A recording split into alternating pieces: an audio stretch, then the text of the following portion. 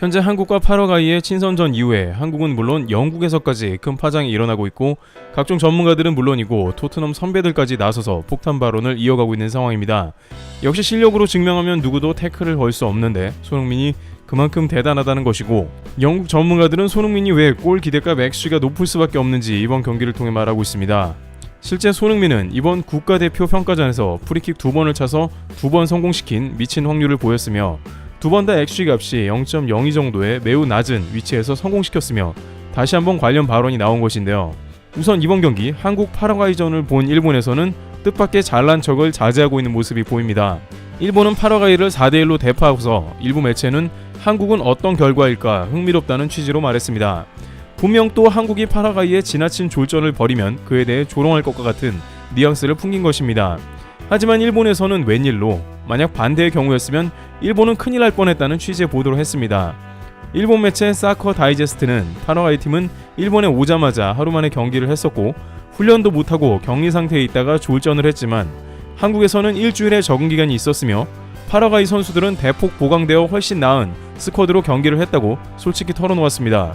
일본에서 보기에도 한국과의 경기에서 파라과이 팀은 확실히 다른 팀 같았다고 이야기한 것입니다. 파라과이 바로스 감독도 한국 언론과의 인터뷰에서 수차례 일본전과는 다를 것이라고 이야기했습니다.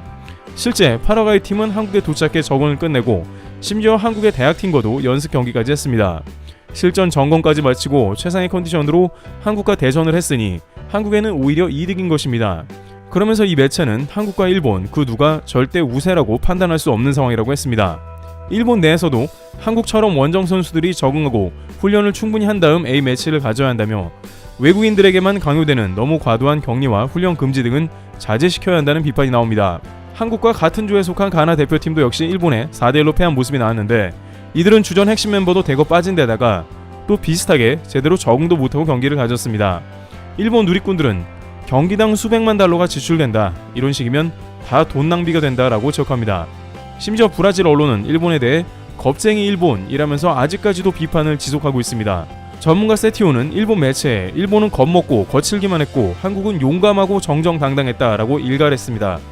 브라질 대표팀은 약 30억 원 내외의 대전료를 챙겼지만 일본은 돈만 쓰고 욕을 먹는 것입니다.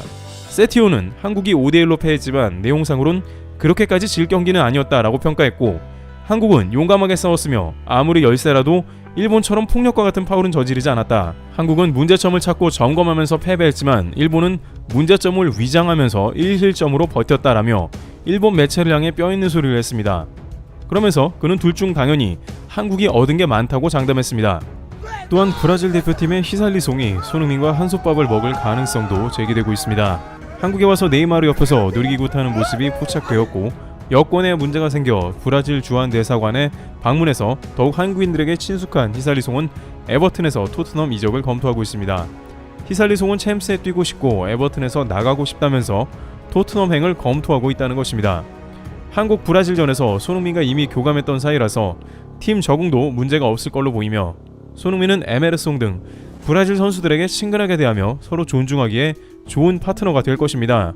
물론 이적이 끝나봐야 하지만 이처럼 한국 축구가 브라질을 환대하며 다양한 장면으로도 연결되는 것이죠. 이런 맥락 가운데 파라과이는 일본과의 경기와는 완전히 다른 팀으로 탈바꿈되어 있었습니다. 게다가 한국은 김민재, 이재성이 빠져 있었고 공격진에 황희찬이 빠져 무게감이 떨어졌습니다. 그러다 보니 중원과 수비에서 더욱 실수가 잦았고 백패스 실수를 저질렀고 수비도 엉성하게 나와서 결국에는 2실점하는 모습 가운데 이러다가 경기를 패할 뻔한 위기에 몰리는 모습이 나왔습니다. 하지만 역시 손흥민은 기회가 주어지자마자 프리킥을 성공시키는 모습이 등장했는데요. 현재 영국 현지에서는 손흥민 프리킥을 두고 그의 프리킥 확률은 2배로 높다는 말도 나오고 있으며 토트넘 선배들, 레전드들과 전문가들은 손흥민에 대해 색다른 평가를 연달아 제기하는 상황인데요. 현재 안 그래도 영국 현지에서는 PFA에서 손흥민이 올해의 팀에 제외된 것에 강한 비판을 가하고 있습니다. 토트넘 선배이자 누구나 인정하는 로비킨의 경우에는 11일자 인터뷰에서 놀라서 말도 안 나온다 라면서 손흥민은 살라, 마네, 호날두 중에 2명보다는 훨씬 나은 시즌을 보냈다고 간접 저격했습니다. 그러면서 그는 EPL 동료들이 그들은 완전히 손흥민을 간과한 것 같다면서 비판했습니다. 막상 투표를 할 때 손흥민이 뇌리에도 스치지 않았다면서 손흥민이 외면당하고 있다고 비판한 것입니다. 또 다른 토트넘 선배 데런 벤트 역시 호날두가 들어간 상황에 대해서 누가 봐도 잘못된 선택이라 일침했습니다. 누가 봐도 슈퍼스타인 손흥민은 파라과이 선수들도 존중하면서 유니폼을 바꾸고 싶은 스타임이 분명한데요. 한 파라과이 선수는 경기 뒤에 손흥민을 조용히 기다리면서 유니폼을 바꿔달라는 요청을 하기도 했습니다. 일각에서는 파라과이 선수들이 수비수 루세나가 손흥민에게 거친 파울을 한 것에 대해 불만이다는 의견인데, 루세나가 손흥민에게 레슬링과 같은 파울을 했는데 이는 쓸데없는 파울로 치부했다는 것입니다.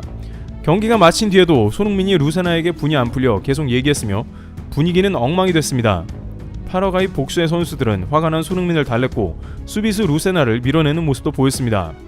이들도 분명 브라질과 한국팀이 라커룸에서 어울리며 좋은 분위기를 연출했다는 것을 인식하고 있었기에 괜히 손흥민을 건드려서 양팀 분위기가 엉망으로 만든 루세나에 대해서 심기가 고울 리가 없다는 것이죠.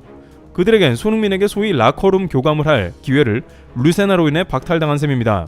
다행히 중간에 포르투갈을 구사하는 벤투 감독이 등장해 선수들에게 엄중한 경고를 한 걸로도 보입니다.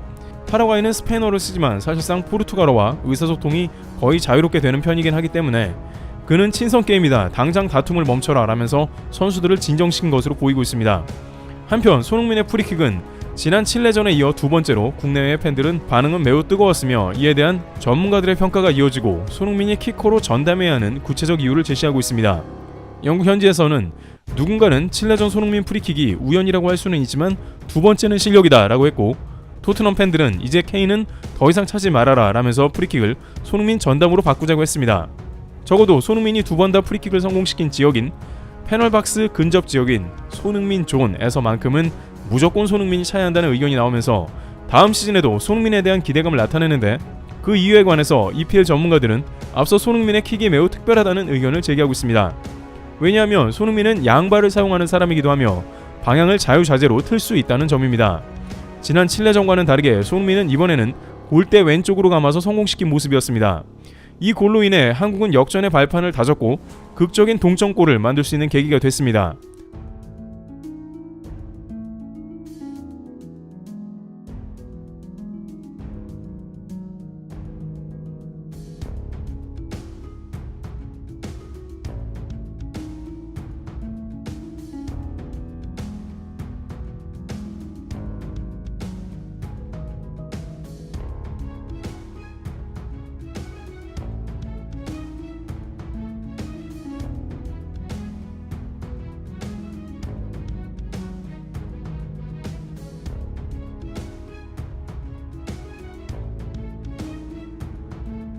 손흥민은 해당 위치에서 오른발뿐만이 아니라 왼발을 사용해 킥이 가능한 선수라는 점입니다. 물론 프리킥을 찰 때는 주발인 오른발을 사용합니다만 경기 중에 필드골을 해당 위치에서 왼발로 찬 적도 많습니다. 리버풀에서 전설적인 시즌을 보낸 마이클 오웬은 EPL에서 저런 선수가 몇 명이나 되겠냐고 말했습니다. 나도 어쩌다가 왼발로 골을 넣긴 하지만 그건 각도가 없어 매우 불편한 상황에서 그렇다고 말하면서 손흥민은 자유자재로 방향을 바꾸고 그것은 손흥민의 경쟁력을 극대화시켰다고 극찬한 모습이었습니다. 또한 손흥민이 골을 넣은 위치는 XG 골 기대값이 0.02 내외에 성공시키기 어려운 스팟이기도 합니다. 이런 장소들에 두 번 연속 꽂아넣은 손흥민은 분명히 실력이라고 이야기할 수 있는 것입니다. 반면 해리케인은 53번 프리킥을 찰 동안에 단 한 번도 득점으로 연결시키지 못하는 모습을 보였습니다. 그 중에 재밌는 점은 손흥민이 간접 프리킥을 찼는데 수비수와 공격수 아무도 못 건드려 골로 들어간 것으로, 그나마 손흥민이 딱 한 번 찼던 프리킥이 골로 들어가 손흥민은 한 번 시도에 한 번 골을 넣은 게 됐습니다. 따라서 이번 프리킥은 손흥민이 오른쪽 왼쪽 방향 전환도 자유로워 골키퍼도 매우 까다로운 게 된 것이며, 마음만 먹으면 손흥민이 왼발까지 사용한다면 골키퍼는 훨씬 더 혼란에 빠지게 된다는 의견도 나옵니다. 손흥민이 왼발은 정확도가 높으며 오른발은 파워가 강하다면서 각각 장단점을 이야기했는데, PK도 왼발로 찬 적이 있는 손흥민은 연습에 따라 얼마든지 이를 전향할 수도 있다는 의견도 나왔고, 이런 맥락에서 손흥민이 토트넘 프리킥 전담으로 나서야 한다는 의견이 등장. 이와 같이 손흥민은 파라과이전 이후에 역시나 각종 이슈와 함께 극찬을 받고 있는 모습이 등장합니다. 트리블TV였습니다. 감사합니다.